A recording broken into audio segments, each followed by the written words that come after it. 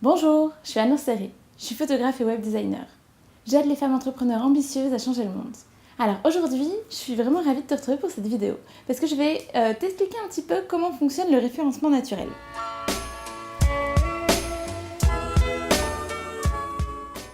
Je ne sais pas si tu as déjà entendu parler de référencement naturel ou de SEO, Search Engine Optimization.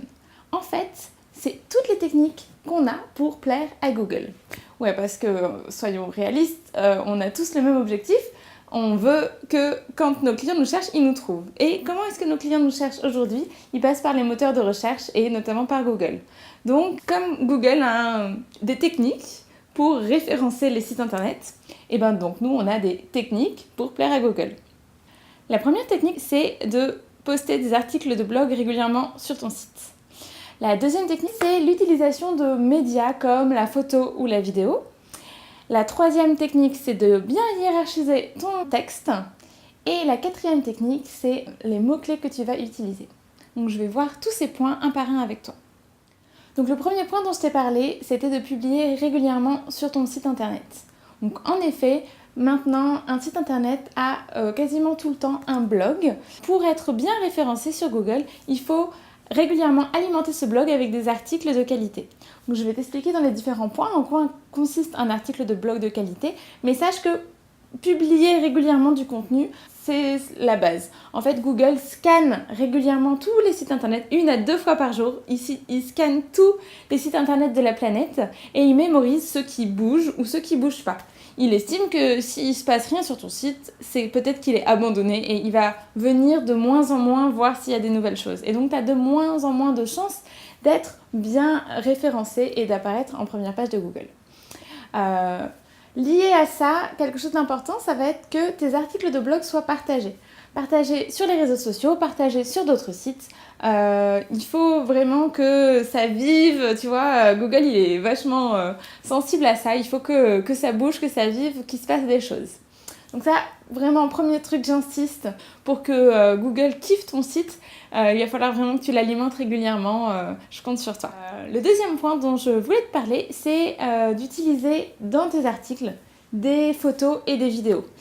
C'est super important de varier les supports, ça permet également d'apparaître dans différents moteurs de recherche.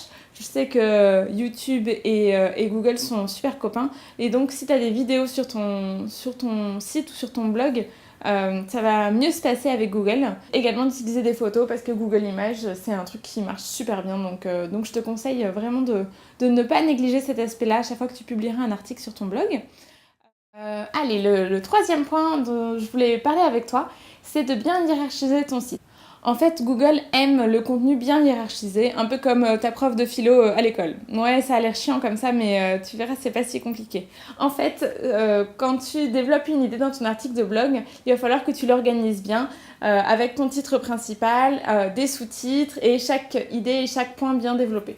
C'est pas très compliqué, il s'agit juste un petit peu de méthode et ça fait vraiment la différence. Et donc en fait, ça se présente comme ça. Tu as ton titre 1, ensuite un premier sous-titre qui est un titre 2, et tu as des titres 3, des titres 4 selon l'indentation que tu es capable d'avoir. Mais si tu as déjà des titres 1, des titres 2, c'est super et t'as pas besoin de te prendre plus la tête que ça.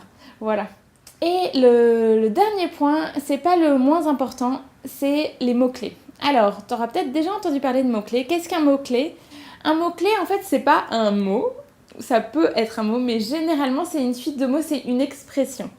Donc typiquement, ça va être ce que quelqu'un est capable de rechercher dans Google.